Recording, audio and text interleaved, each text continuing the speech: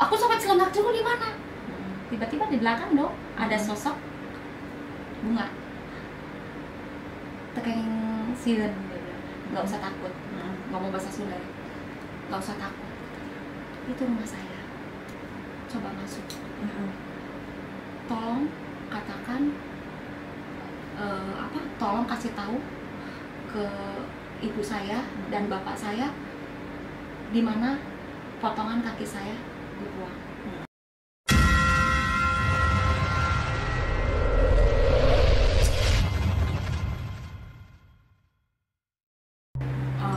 Pada saat itu beliau bilang, maksudnya bunda bilang kepada aku gini, Do, kamu bisa nolongin bunga, tapi belum waktunya.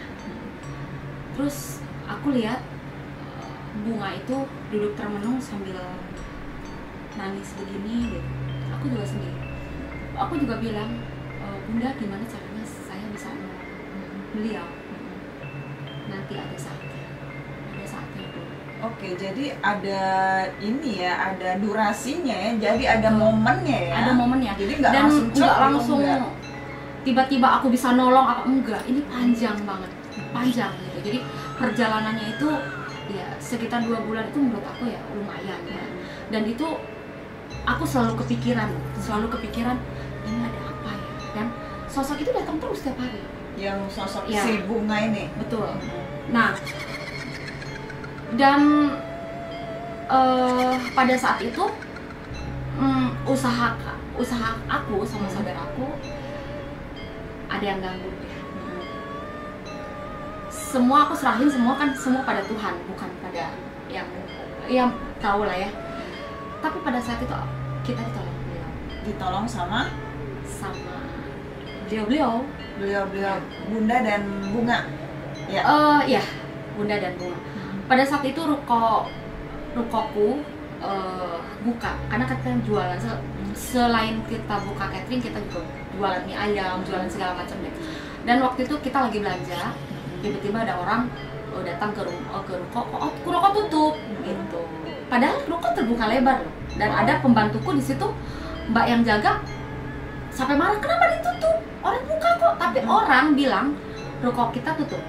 Jadi orang melihat ruko tempat Teteh jualan itu tutup. Iya. Padahal kalian buka. Iya. Oke. Dan punya omong katanya, kamu lagi kerjain orang.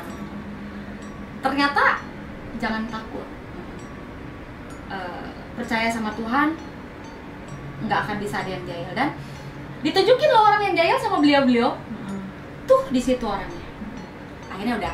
Dan itu ada sesuatu nolong juga buat kami gitu ya. Udah kayak gitu udah, kita lagi dikerjain orang, namanya orang sirik ada aja ya. Dan itu, kamu jangan takut dan kamu jangan balas. Bunda bilang, sosok di sana yang menjahili usaha kamu. Dan betul kecurigaan aku, ini ditaruh di sini. Akhirnya ya puji Tuhan lancar lagi usaha kami. Omong punya omong, suamiku ngajak liburan. Yuk kita ke villa yuk, karena villa kita udah kebetulan udah lama nggak pernah ditengok. Akhirnya kita liburan ke puncak. Dan ajak mamaku juga, ajak kakakku juga, ajak keluargaku lah ya, dan ajak ke sana gitu, ke puncak itu, ke villa. Nah pada saat di villa, dan aku tuh nggak tahu menahu dan nggak akan pernah tahu bakal ada kejadian apa lagi sini gitu. Pikir udah nggak berpikir aku bisa nolong dengan secara gimana sih. Nah, pada saat itu ingat banget aku di villaku di puncak gitu ya, di puncak gitu. Mimpi? Enggak, bukan. Nyata? Nyata. Jam berapa itu? Itu jam 6 pagi. Jam 6 pagi tiba-tiba Teteh udah di Cianjur. Ada di Cianjur. Dan tiba-tiba pas bangun, aku ada di mana nih? Kaget lah. Kayak waktu aku kecil, kok aku ada di sini di peti gitu loh. Dan aku kayak ngalamin lagi, aku ada di mana nih? Gitu. Di situ aku jalan ke kanan sawah, kiri sawah, dan aku terlihat di depan mataku ada sebuah rumah besar. itu kampung ya, di situ perkampungan, tapi di Cianjur, di daerah Cianjur. Nggak apa-apa ya aku sebutin daerah Cianjur ya, tapi aku nggak akan sebutin di mana-mananya ya. Pada saat itu aku langsung, hah, aku di mana ini? Aku sampai celengak dulu di mana?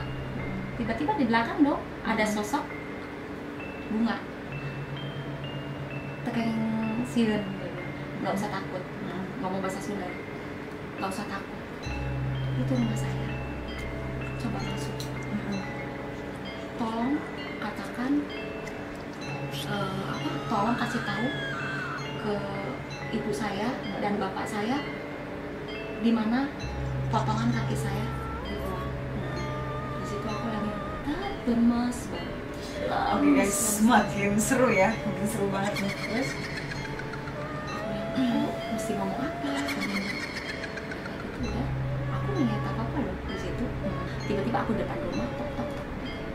Ibu, tapi apa yang akan aku ucapin itu nggak tahu, apa yang mau diucapin tuh nggak ada, nggak tahu. Tiba-tiba ngalir aja omongan tuh, jadi kayak dituntun di belakang. Kayak ngomong, aku tuh kayak ngomong tuh merinding.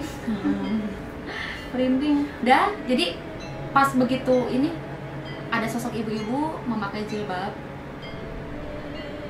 Badai kasaha neng, ngerti nggak? mau ke siapa? Milerian saha neng, cari siapa neng? Saya bilang, Bu, apa betul ini rumah bunga? Hah? Neng di mana? Dari mana? Boleh saya masuk? Aku bilang gitu. Saya masuk, aku duduk. Ibu betul punya anak yang namanya Bunga? Saya bilang, Neng, anak saya sudah meninggal. Iya, saya tahu. Iya, saya tahu, Bu. Saya beberapa kali didatengin anak ibu, saya bilang gitu. Dan saya suruh menyampaikan amanat dari beliau. Apakah betul beliau meninggalnya dibunuh? Dan ibu itu langsung menangis ya. Ibu itu langsung menangis. Neng tahu mana gitu. Neng tahu dari mana? Kalau saya tidak tahu dari sumbernya, saya tidak akan ngomong, Bu. Saya bilang, saya ada amanat begini. Saya ceritain kronologisnya, ketemu dengan anaknya beliau di mana dan singkat cerita saya kasih tahu, aku kasih tahu ke ibu itu, ibu tolong ke alamat ini, di sebelah sini. Kalau ibu kesulitan mencari, tolong cari saya. Aku kasih nomor handphone ke ibu itu, dan ibu itu nangis dan memanggil bapaknya pun nangis, seolah-olah kayak nggak percaya. Ibu, kalau ibu merasa tidak percaya, ibu buktikan sendiri. Saya bilang, karena berkali-kali anak ibu datang kepada aku minta tolong, dan saya pun kesini dituntun sama beliau. Di mana Ayana? Di mana sekarang? Saya tidak bisa menjelaskan di mana sekarang sosoknya. Ibu tidak akan bisa melihat karena kan udah beda alam ya kan. Jadi saya bilang minta maaf banget kalau saya lancang kesini. Saya cuma amanat menyampaikan tolong ibu dan bapak harus menemukan potongan-potongan yang sudah dimutilasi itu, dan ibu tolong ke alamat ini. Neng saha gitu. Neng siapa? Ibu tidak perlu tahu saya siapa. Saya bilang gitu. Tapi yang jelas ibu harus secepatnya ke sana, dan bila perlu ibu bawa polisi ke sana. Dan ibu nanti akan tahu yang membunuh siapa. Siapa Neng? Tapi tadinya aku nggak akan ngomong. Karena aku takut salah ngomong dong. Ini kan jadi fitnah dari apa? Tapi kan kalau aku tidak tahu sumbernya itu dari mana, aku nggak akan bisa cerita. Tapi atas dorongan itu aku cerita semua. Yang melakukan pembunuhan itu adalah suaminya. Mereka ibunya pingsan, Pak, pingsan. Bapak nangis. Aku bilang, aduh ya ampun Tuhan. Aku kasih minyak apa? Langsung bangun. Aku bilang, udah bangun lagi ya. Panjang ya ceritanya karena aku juga panjang di situ. Singkat cerita, ya udah. Pokoknya ibu sama bapak tolong datang ke alamat ini. Kalau bapak kesulitan cari, telepon saya. Tapi ibu pasti tidak akan susah cari alamat ini karena perumahan aku kan cukup ternama ya di sini, jadi pasti tahulah perumahan ini gitu kan. Perumahan ini, nah ini di sini yang tanah-tanah kosong, disitulah Jadi mungkin orang tuanya pun betul-betul dituntun juga ya sama bunga ini ya, dituntun juga. Akhirnya ibu itu bawa polisi ke sana dan betul-betul nyata masuk buser. Dulu pernah tahu kan buser di Buru Sergap. Dari situ ada pembongkaran mayat gitu istilahnya. Aduh maaf, bukan maksud ini ya, bukan maksudnya potongan itu ya. Ada satu temanku bilang di sana lagi rame loh, di depan lagi rame loh. Ada apa? Katanya ada mayat dibuang di sana. Aku udah curiga dan aduh pasti itu, tapi aku nggak mau. Jadi dia kata aja, Tuhan terima kasih kalau memang itu orang tua bunga ke sana udah menemukan, berarti aku berhasil. Apa namanya? Berarti aku udah berhasil menemukan sosok itu. Yang selama ini udah menolong. Kalau selama ini beliau masih kemana-mana ya, masih keliling ke mana-mana, kasihan ya kan? Kasihan, aduh maaf banget. Jadi terbawa. Jadi kalau ingat itu apa ya? Kasihan sih gitu. Potong sama suaminya sendiri. Terus tega gitu ya. Akhirnya dari situ aku nangis sambil darahku, gila ya, akhirnya aku berhasil menolong dia gitu dengan yang nggak disangka-sangka kayak gini gitu. Udah telepon aku, Neng, terima kasih ibu udah menemukan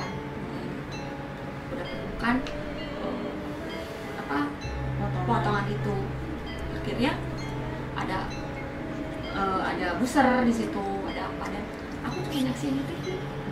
Cuma aku sama saudara aku cuma lihat di TV. Itu loh yang itu tolong. Dia bilang kamu hebat, merinding ya, ya. kamu hebat kan. Akhirnya aku berhasil nolong beliau menemukan itu.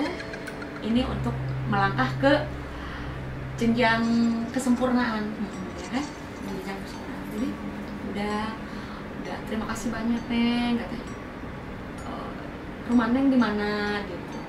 Ibu nggak perlu tahu siapa saya. Saya bilang yang penting ibu, yang penting saya, amanat saya udah disampaikan ke ibu dan ibu udah menemukan apa yang harus disempurnakan. Jadi pada saat itu beliau bilang, beliau orang tuanya bunga bilang, sekarang lagi disolatkan, udah gitu maaf ya, itunya dibongkar, kuburannya sudah dikubur ya, makamnya udah dibongkar, jadi disatuin tulangnya itu karena udah jadi tulangnya di situ, udah disatuin di situ. Akhirnya udah lega, orang tuanya lega, terus mengusut suaminya. Akhirnya mencari suaminya itu, menantunya ya, mantan menantunya itu dicari sampai dapat, karena memang tadinya mengelak gitu ya. Itu nggak percaya tadinya suami yang bunuh, mengelak. Si ibu itu bilang, Neng, betul nggak itu yang bunuh? Iya betul. Karena itu aku tidak mau sembarang ngomong dong, karena itu sumber dari bunga gitu ya. Akhirnya udah dibekuklah di penjara. Saya ditelepon lagi, beliau sampai nangis, aku pun nangis ya. Dan saya juga udah lega, udah menyampaikan amanatku. Akhirnya beliau, Neng jadi anak ibu aja, dia bilang gitu. Jadi ibu ini seorang lurah di Cianjur, anak lurah. Jadi singkat cerita, bunga ini anak orang berada. Suaminya pengangguran dan selingkuh sana sini, akhirnya dibunuh karena selingkuh. Itu cerita yang menurut aku, yang aku tahu ya dari orang tuanya. Cuma aku pikir, ya ampun, aku nggak akan ketemu bunga lagi ya. Bunga yang setiap hari datang ke aku, yang awalnya kaget ya, yang awalnya kaget, ngeri, takut, ya tidak akan datang lagi ya, saya bilang ke saudara aku gitu ya. Terus tiba-tiba 2 hari kemudian datang ke aku dengan cantik banget gitu, dengan memakai baju abaya ya, abaya itu apa ya, gamis ya, abaya panjang, kalau aku cerita itu pasti hadir dia. Kalau aku cerita itu pasti aku ngerasa beliau ada. Maaf ya, bukan gimana ya, apa kayak sedih lah gitu, cerita sedih banget gitu. Terus datang, dia datang gitu, dia cuma bilang sama aku sambil nangis, bilang terima kasih Tete udah nolong saya. Oke, dan aku pun merinding. Gitu kan, Tete terima kasih udah menolong saya sekarang sempurna, saya sekarang nggak bisa keliling di sini lagi gitu, karena merasa beliau udah apa ya, udah sempurna ya, udah disolatkan gitu, udah kalau tanpa Teteh mungkin saya nggak bisa seperti ini gitu. Saya ucapkan makasih banyak sama Teteh karena Teteh udah membantu dan kakinya udah nggak belum kakinya udah nggak, dan aku lihat dia sendiri gitu ya, berdiri dengan memakai gamis dan berkerudung putih gitu, cantik banget. Terima kasih banyak sama saya nangis, aku nangis kan. Ya, mungkin ini udah jalan Tuhan kali ya, bisa menolong beliau dengan cara seperti itu. Jadi ya udah aku plong di situ. Dari situ nggak ada lagi. Si Bunga udah Sosok nggak ada. Bunga udah nggak ada lagi. Cuma kadang ngelamun gitu, suka bercanda sama saudara aku gini, aduh Bunga mana ya, kok nggak hadir ya, biasanya kadang suka ngaji, kadang kalau suka masuk ke badan aku tuh ngaji, aku tuh nggak bisa ngaji. Emang nggak bisa ngaji. Oke guys, jadi sosok Bunga kalau misalkan masuk ke TLSA tuh terkadang Bunga ini suka ngaji, jadi TLSA tuh bisa ngaji guys. Saya kan non muslim ya. Karena TLSA ini kan non muslim ya guys ya, jadi bayangkan Bunga masuk ke tubuhnya TLSA dan TLSA tuh bisa ngaji guys. Sekarang aku udah plong.